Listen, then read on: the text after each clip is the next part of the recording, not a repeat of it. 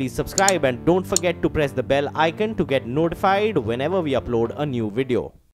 Well, the Reserve Bank Deputy Governor N.S. Vishwanathan today said in no uncertain terms that the central bank stands by the bad loan resolution rules that it issued in February this year. Bank shares tumbled on back of this. This is many bankers and companies were hoping that the Reserve Bank would ease some rules to recapitulate. To recap, on the 12th of February, the RBI issued a game-changing set of rules to resolve bad loans or NPAs. It said that banks should consider a borrower a defaulter the day the payment becomes overdue. That's not all. Bankers should intimate the central database the name of the borrower in the same week. Bankers were hoping they could give borrowers 30 days at least post the due date. Second, the Reserve Bank said that all stressed loans above 2,000 crore rupees should be resolved in 6 months or be taken to the NCLT. Bankers were hoping for more time, and resolution is time-consuming. Bankers hope that the Reserve Bank will change the rules to say that 75% of lenders' approval should suffice to put through a resolution. Mr. Vishwanathan didn't quite oblige. We will discuss that in a bit. But first up, the Deputy Governor himself. However, one has to note that default in payment is a lagging, not a leading indicator of financial stress of a borrower, and the framework provides 180 days after the default to put in place a resolution plan. So lenders, therefore, need to be proactive in monitoring their borrowers and be able to identify financial stress using a combination of leading indicators and renegotiation points in the form of loan covenants rather than wait for a borrower to default.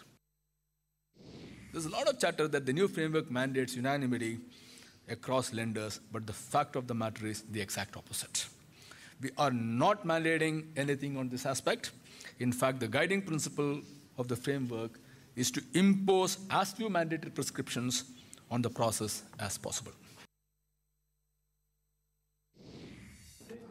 Well, that's the RBI Deputy Governor. Lata joins us now to help us make sense of this. Remember, the markets reacted negatively. In fact, the Bank Nifty was in trouble on account of the comments that came in there from the Deputy Governor. Lata, as we've been reporting, the Reserve Bank is firm on the NPA norms, and the Deputy Governor mounting a defense of that February 12th circular. Actually, that is the biggest takeaway, that the Reserve Bank stands firm on the new set of rules and that it will not change. They took up 3 specific asks of bankers and the Deputy Governor demolished it. The first ask of the bankers was that we don't want to declare overdue payment default. On the first day it is overdue, let's give borrowers, say, 30 days time. The Deputy Governor said when a corporate bond finds its interest payment not coming, on that day it is downgraded.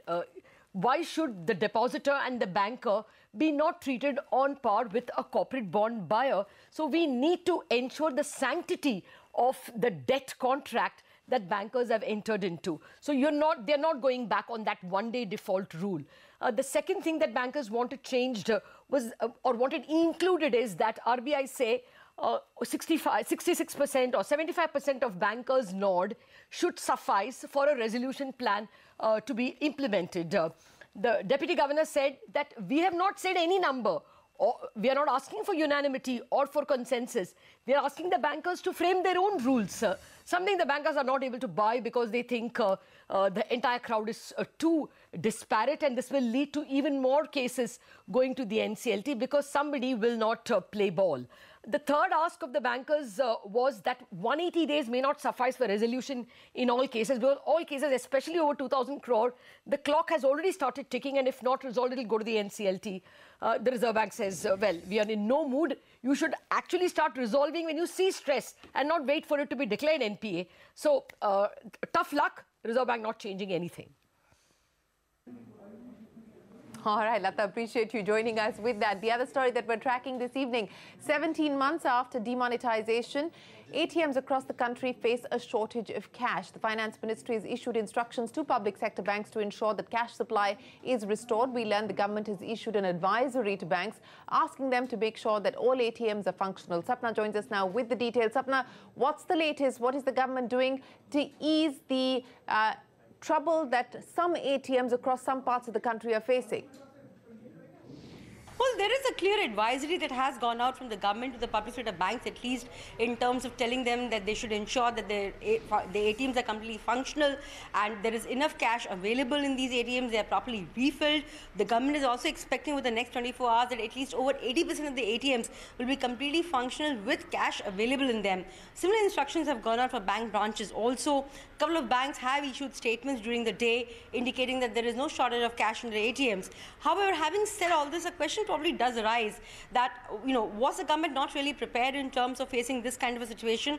Especially after demonetization, there did not appear to be a clear strategy in terms of currency management. Now, there is a high-level panel that has been set up to review the cash position and to look into issues of currency management. And the first decision that was taken by the panel was basically to step up the printing of the 500 rupee notes. Could that have been done earlier? Well, questions do arise, but the government is hopeful in the next couple of days, probably this cash situation should be behind them. Sapna, appreciate you joining us. On to a CNBC TV18 exclusive. The mega Walmart-Flipkart deal is inching closer. We learn from sources that Walmart is already planning a larger integration of Flipkart's fashion business to bring about global synergies. Priya Sheth here with the details. Priya, what are you picking up? Absolutely. Even as discussions with regards to valuations are underway, we do understand from our sources that there are specific talks with regards to integration that are in the works. Now, we understand that Walmart is planning a massive integration as far as Flipkart's fashion business is concerned. This is, of course, post the deal. And if the deal goes through, the Walmart-Flipkart deal could lead to global fashion synergies. Now, here's how it will work. We understand that Walmart is exploring bringing prominent global brands as well as private labels into the Indian market via the online route. Do remember that Walmart has several private label brands like George, which it is exploring to bring into the Indian market through the online tie-up. George, do remember, is Walmart's largest private label brand. Similarly, Myntra and Jabong also have prominent private label brands which could be taken overseas post the deal. Prominent brands like HRX, All About You, Dressberry and Roadster are just some of the brands that could be taken overseas post the deal. Of course, this is a high margin business and will give Walmart a significant leg up as far as the apparels and clothing space is concerned. We did reach out to both Flipkart as well as Walmart. Flipkart declined to comment on our story, while Walmart said that they have no comments and they continue to run their cash and carry business in India. All right, Priya, thanks very much. We told you first, and it is now reality after Uber CEO Dara Khosrowshahi's India visit in February. Company's global CEO Barney Harford is here. Remember, his visit to India comes in the midst of talks of a possible Ola-Uber merger. Speaking at an event today, Harford highlighted that India was one of its biggest markets and that Uber is doubling down on its investment in the country like never before. However, when quizzed on the possibilities of a Grab-like takeover by competitor Ola, remember that Uber and Grab in Southeast Asia have decided to merge. Harford said that they are open to forming alliances in the Indian market. Uber would not agree to a deal where it ends up with a minority stake. We are in a very clear position of strength in India, and we have no interest in doing minority deals going forward in India or in other regions of the world that we operate in. We are deeply committed to India, and we are looking forward to a long and successful future here. Of your part, have you held talks with any companies here on, if not a minority stake, because that's what you said very specifically, for a majority stake in India?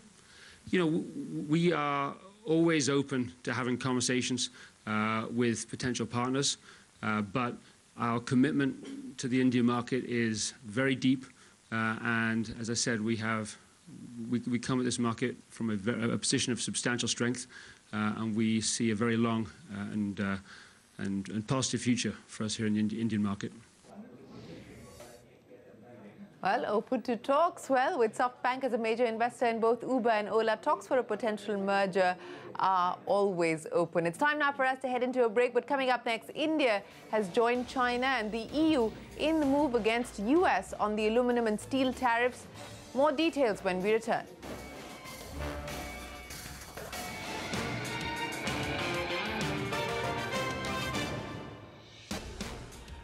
Well, straight to the day's trading action. Markets snapping 9-day winning streak, ending marginally in the red dragged down by financial stocks. The Nifty slipping 68 points from the day's high to end at 10,526. The Sensex fell 260 points to end 1/5% in the red. Mid-caps ended flat with a negative bias. The Bank Nifty underperformed as well, closing about 1% lower. That was the action back home, but globally markets witnessing marginal gains. Wall Street is opened higher as top U.S. companies report stronger than expected results for the previous quarter, lifting investor sentiment. Similarly, European markets, which ended higher on account of good earnings. Well, let's head back home.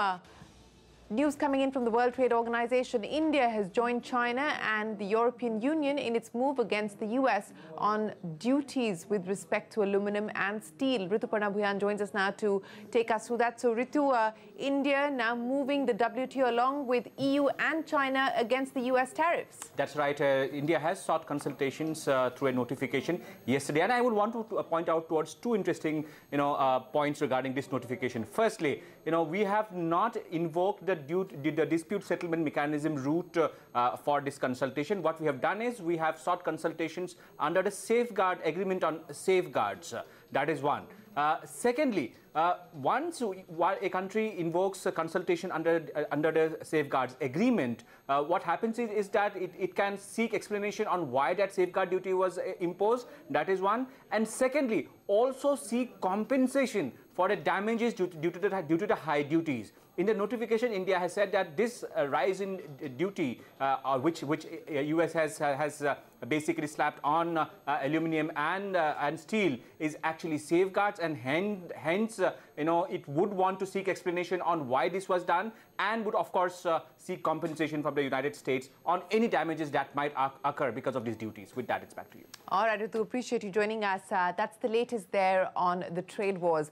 Prime Minister Modi arrived in the United Kingdom earlier today for a 4-day visit. During that tour, he will attend a meeting of the heads of Commonwealth nations. Also, he's held bilateral talks with his UK counterpart Theresa May, and he's set to meet Queen Elizabeth and address the Indian diaspora in a short while from now. Sanjay Suri joining us now from London with the latest. Sanjay. The platform underlying this visit is Brexit. Britain is leaving the EU in less than a year. It is looking at the Commonwealth as a new market. Within the Commonwealth, India is by far the biggest potential new market for British goods and trade and services. And it is no surprise, of course, that the leaders resolved and declared that they will work closer together to build ties post-Brexit, meaning, of course, trade ties primarily. On the political front, the two leaders have been discussing areas of mutual concern, such as fighting radicalization, sharing intelligence to counter terrorism, ways of strengthening the Indo-British civil nuclear deal. There is a CEO's forum that the two leaders addressed on the second occasion that they met, and that is an indication how far the two leaders do want to take trade ties into the future. Sanjay Suri, appreciate you joining us there with the latest from Prime Minister Modi's visit to London. We'll get you more on that on India Business Hour. With that, it's time for us to wrap up this edition of What's Up. Thanks very much for watching. But next up, we focus on Dalal Street, where the markets ended in the red today. The Nifty ended 20 points lower. Markets today, Talkback takes the action forward.